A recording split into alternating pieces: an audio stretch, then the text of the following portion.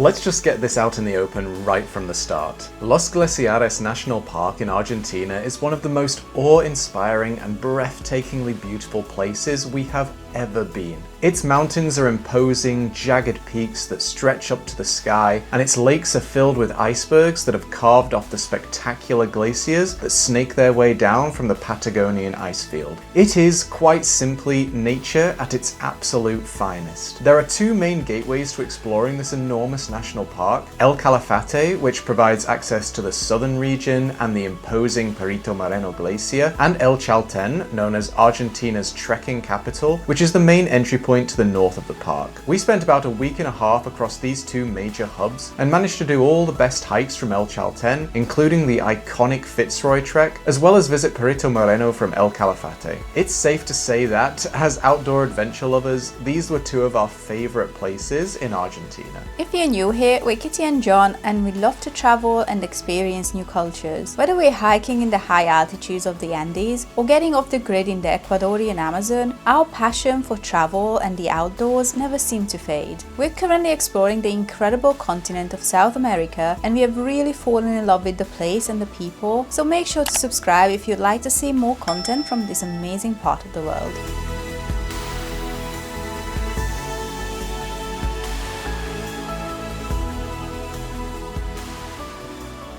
Los Glaciares National Park covers a huge area of over 7,000 square kilometers in Argentine Patagonia, making it the largest national park in the country. It has been a UNESCO World Heritage Site since 1981 due to its stunning natural beauty, and gets its name from the 47 large glaciers that slowly wind their way down off the vast Patagonian icefield. As we are approaching the national park from Bariloche in the Argentine Lake District, our first stop was in the town of El Chalten, the park's northern gateway and trekking capital of the country. Chalten is a small village with less than 500 inhabitants living there year-round, and sits in the shadow of the imposing Mount Fitzroy, one of the world's most iconic mountains. The town itself is mostly comprised of wooden buildings, and it's catered entirely towards tourism, with hotels, hostels, restaurants and cafes lining the main street. At the end of the day, you won't be spending too much time in the town itself, but Chalten has everything you need after arriving back from a long hike. The great thing about Chalten is its close proximity to the hiking trails. You definitely don't need a hire car here, because you can access every single hiking trail on foot from the town itself. We chose to spend 5 nights in Chalten, however you can do the 2 main hikes in just 2 days if you want to, but with the mountain weather being very unpredictable, we wanted to give ourselves a couple of extra days just in case the conditions prevented us from doing the hikes on certain days. Before we get out onto the hiking trails, we just wanted to briefly tell you about SimLocal, our favourite eSIM provider. If you've travelled a lot, then you'll know that getting data abroad used to be a stressful experience, where you'd need to acquire a physical SIM card by going into a local store and using broken words and gestures to try and get across the data deal that you wanted. Thankfully, with the advent of eSIMs, this is now no longer necessary, and you can have a data package in place and ready to activate as soon as you touch down in a new country. We've used SimLocal for this for a number of years and believe them to be the best eSIM provider on the market. For starters, they are the only travel eSIM company to partner with the best local network providers to guarantee you a strong, reliable connection wherever you travel over their 220 plus worldwide destinations. Whether you want a data-only package or you want calls and messages included as well, they have many tailored packages, so you'll always be able to find the right one for you. The eSIM market is growing quickly, but we found that SimLocal's price points are very competitive when compared to other providers on the market. Many of their plans work out at as little as $1 per 1 gigabyte of data, and their unlimited data plans offer up to 10 gigabytes of data at full speed per day, unlike with other companies where you'll find your internet speed slowing down after as little as 1 gigabyte of usage. With over 15 years of experience, some of the best customer service on the market, and a 100% refund policy, we know we're always in safe hands whenever we purchase a SimLocal eSIM. If you'd like to check them out for your next adventure, then make sure to click through to their website using the link in the description and using the code Kitty and John to get a 5% discount on any of your orders. Okay, let's get back to the trails. So the first hike we're doing here in Chalten is a short one, like a little warm-up for some of the longer hikes we're going to do later. We're just going to a waterfall called Chirrillo del Salto, which is about 3 kilometers from the town along this beautiful valley behind me. You can get even closer if you have a car. There is a road that goes down through the valley here, so you can go, and then it's only about a 600-meter walk from there.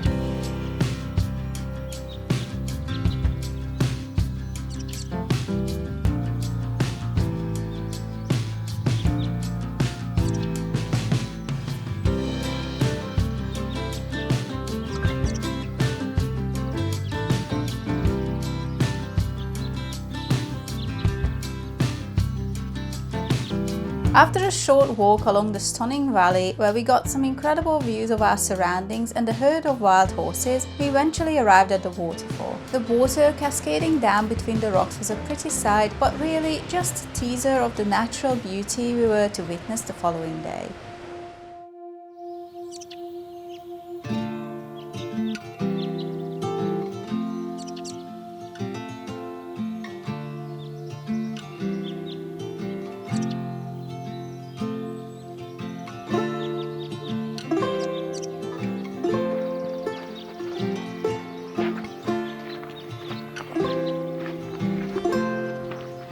So today is the day for the Fitzroy hike. This is like the main hike in Chalten. It's about 22 kilometers there and back, and it goes up to a beautiful little lagoon that overlooks the Fitzroy mountain. Get spectacular views. We started the hike around 8:30. See how long it takes to get up there? Should be a great day, but probably a very tiring day.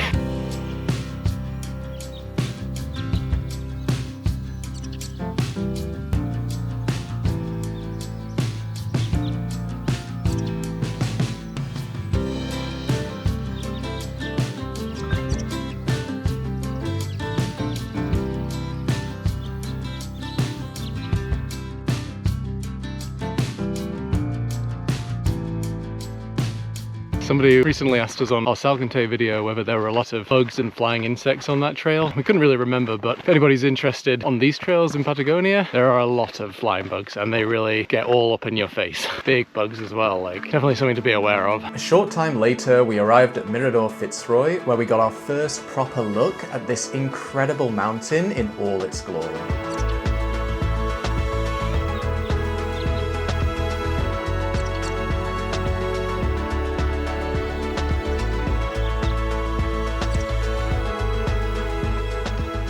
Just left the Mirador Fitzroy, which is the beautiful lookout point of the entire mountain. It's really cleared from all the clouds now, which is amazing. Nice blue sky. And I think we're about 3.5 to 4 kilometers in, something like that, of about 10 kilometers to get there. So we've got another about 6 kilometers to go. But if we get views of this the entire way, I'll be pretty happy.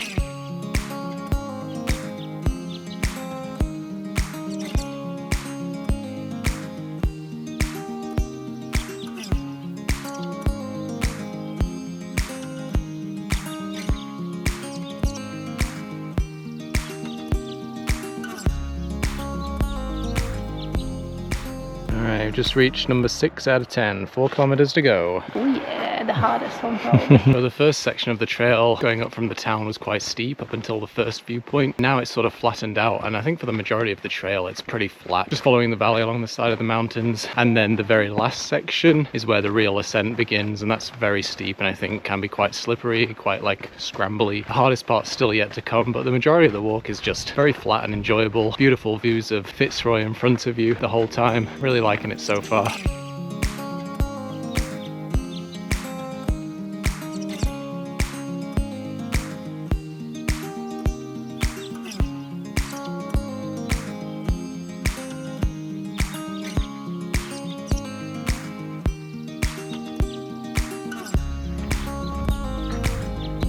How epic is this place?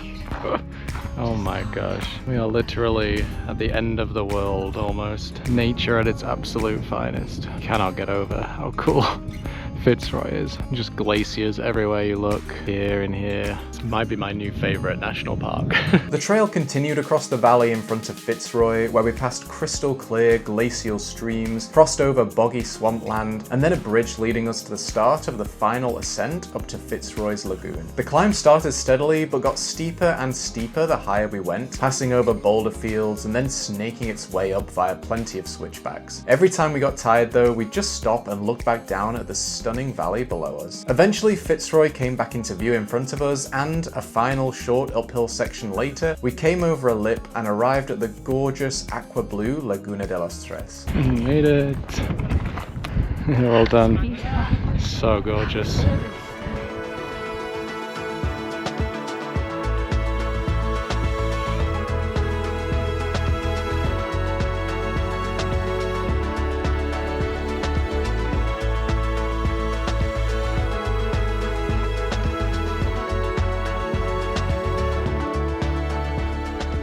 Now, we were saying on the way up, this hike kind of reminded us of the Laguna 69 hike in Juarez in Peru. Beautiful blue lagoon. The only thing is that these mountains are definitely more impressive, in my opinion at least. But yeah, very similar hike over very similar terrain. So we couldn't come all the way here and then not make the last little descent down to the lake to dip our feet in this beautiful glacier lake. I think it's going to be cold. It was definitely cold, but after nearly 4 hours hiking under the hot sun, our feet were more than ready for it, and the cold glacial water was so refreshing. We sat by the lagoon and took in the incredible views of Fitzroy for a while longer, thankful for how beautiful a day we'd got for the hike, before starting our descent back to Chalten. We took a different route on the way back, which took us around the edge of Laguna Capri. There's a really nice campground and beach here where you get more stunning views back towards Fitzroy, so it's definitely worth coming this route in one direction or the other. Finally, as the evening sun began to light the valley in golden colours, we arrived back in Chalten and treated ourselves to a well-earned pizza and cold beer at one of the many restaurants along the main road.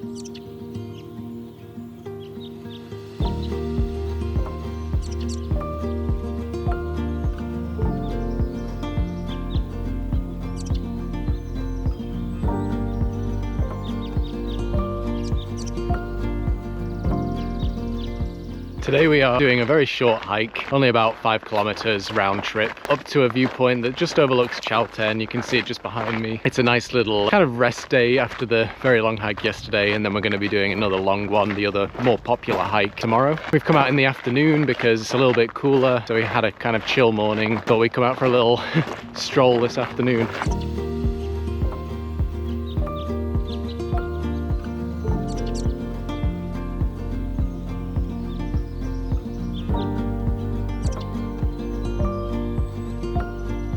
So there's 2 different viewpoints you can do up here. There's the Condor viewpoint, which is the most popular, which is just over there. And then there's the Aguilas viewpoint, which is further back on the hill, where you get to look the other direction towards kind of like the Patagonia plains. We're going to do both today because the whole loop's only about 5k. Might as well make the most of it now that we're up here. That's kind of the only steep bit coming up, and it's going to be pretty flat across the tops.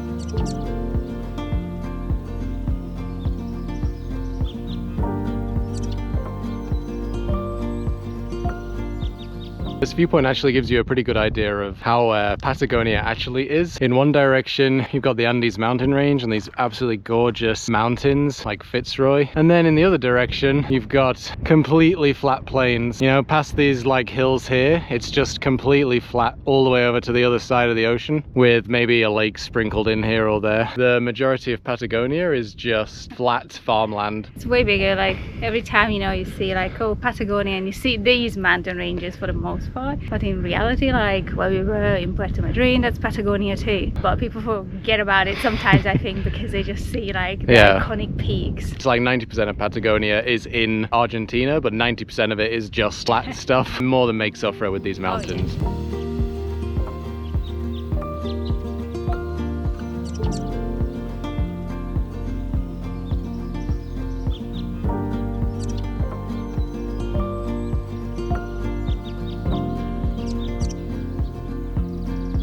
After taking in the views from the Aguilas viewpoint, we headed back over the hilltop to Mirador Condor. Here we got an amazing view towards Chalten and the valley beyond, as well as the epic jagged mountain range above it.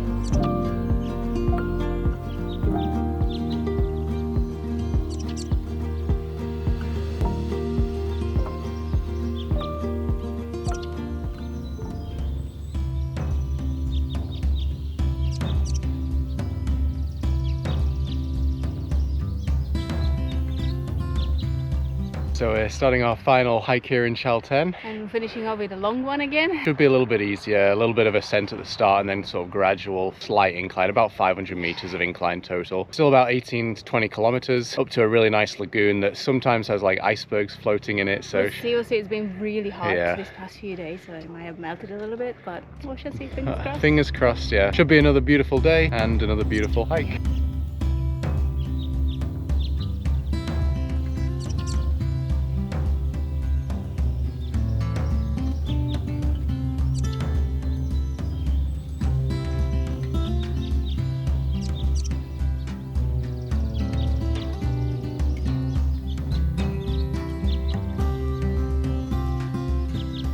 Nice thing about the Laguna Torre trail is that it's quite a fair bit quieter than the Fitzroy one. Don't get me wrong, it's like still busy. This time of day on the Fitzroy was full of tour groups already and lots of people starting the hike. With this one, have it pretty much all to ourselves so far. We've seen some other people pass us who are going a bit faster. They're nicely spaced out. Don't feel like you're in each other's butts. Which is nice. We'll see if that continues later into the day. A little further along the trail, we made it to Mirador Cerro Torre, where just like with Mirador Fitzroy a few days earlier, we got our first proper look at the jagged spires of Cerro Torre in front of us. What's crazy to me about this place is that we are actually only about 610 meters above sea level here, and yet we're seeing this. 610 meters above sea level in England is like going up Kinder Scout in the Peak District. Totally different. So much further south that you just get all of the snow and the glaciers so much lower.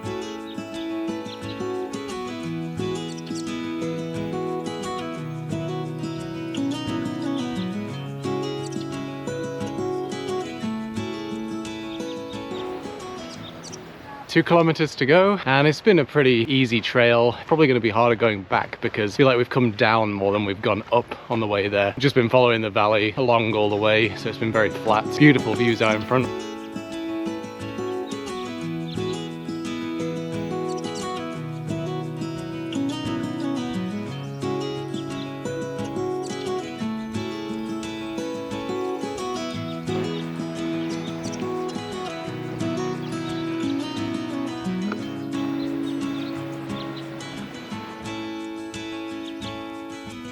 Eventually, we ascended over a small rise and came face to face with the iceberg-filled Laguna Torre, with the imposing Cerro Torre rising up behind it.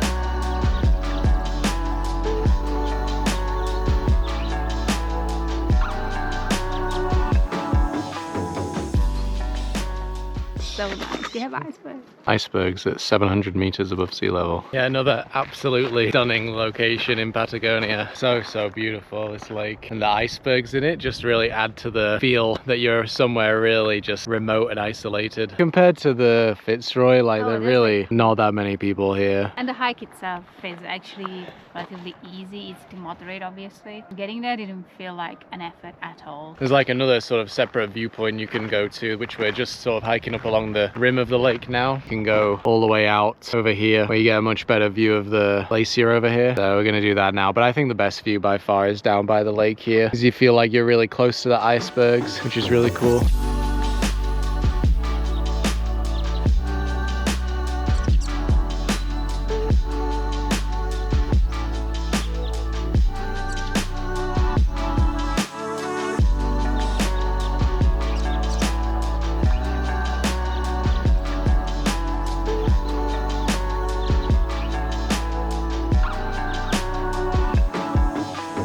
We didn't end up walking all the way out to the other viewpoint in the end, as we really loved the view from the shores of the lagoon and just wanted to sit there and enjoy it for a bit after our long hike to get there. It was a fantastic way to end our short but packed stay in Chalten, and it's well worth giving yourself an extra day to do this hike as well as Fitzroy if you can.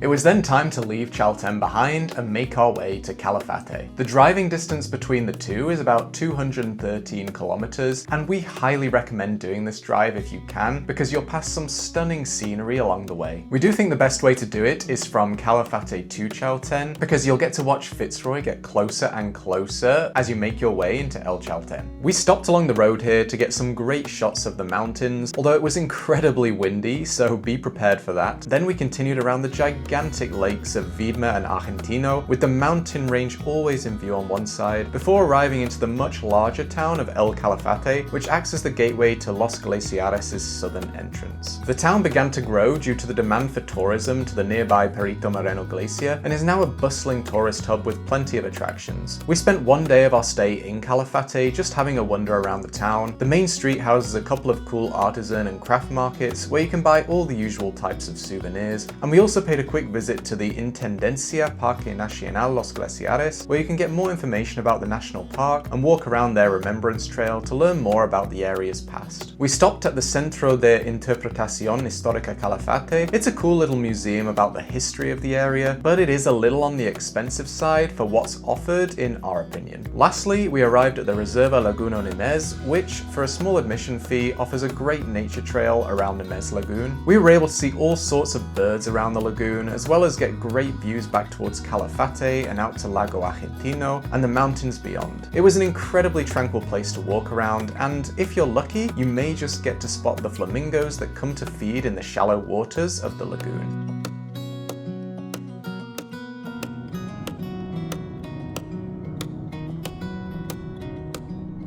So today we are heading to the Perito Moreno Glacier.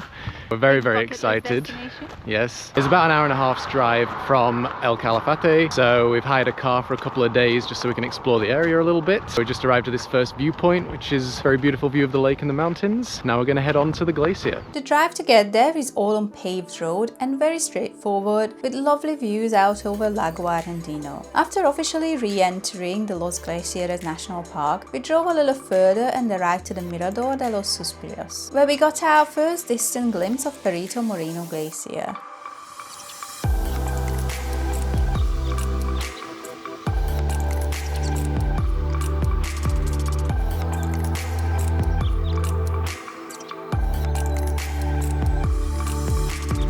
After arriving at the visitor center, we made our way down onto the metal walkways that crisscross the hillside overlooking the glacier. There are many different trails to do, some longer and some shorter, which took us to various lookout points that each gave us a slightly different viewing angle of this majestic glacier.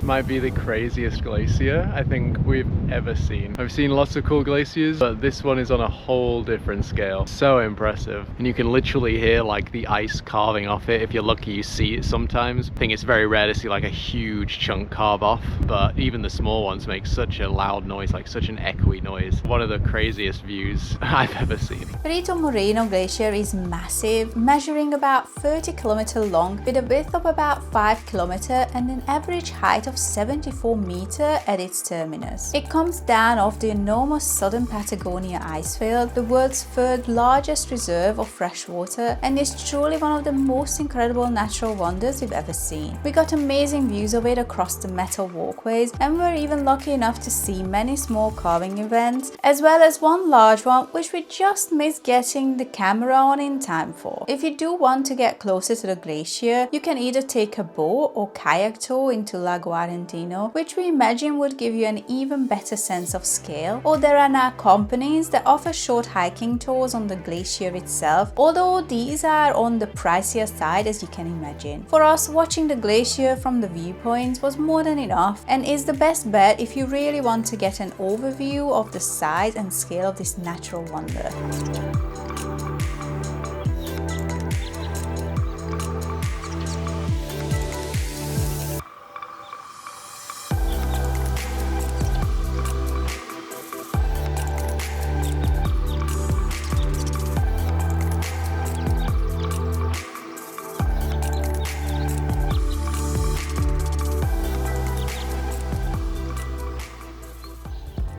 Los Glaciares really is one of the most spectacular national parks that we have ever visited. The park itself is such a massive area that you really only dip your toe in as a tourist, but even in those tiny areas alone, you get to see one of the most iconic mountain ranges and glaciers in the world. Each trail we ended up doing had views and moments that continue to take our breath away, and we really recommend maximizing your time, especially in El Chalten, because there are just so many amazing trails to complete that not even we managed to do them all in 4 days of hiking. With it being such a long way to travel for the majority of us, and with no guarantee that you're going to get good weather conditions on every day that you're there, it would be a shame not to give yourself an extra few days to play with just in case. Thanks for watching, and we hope this video helped you if you're planning a future trip to Patagonia. If it did, consider hitting that like button as it really helps out our channel, and if you enjoyed this video and want to see more content from this beautiful part of the world, make sure to hit that subscribe button and notification bell so you never miss another video. We also have a travel blog where we go into way more detail about all of the locations featured on this channel, so if you'd like any more information about some of the places that you've seen, make sure to head on over using the link in the description. Otherwise, we'll catch you right back here on our next adventure.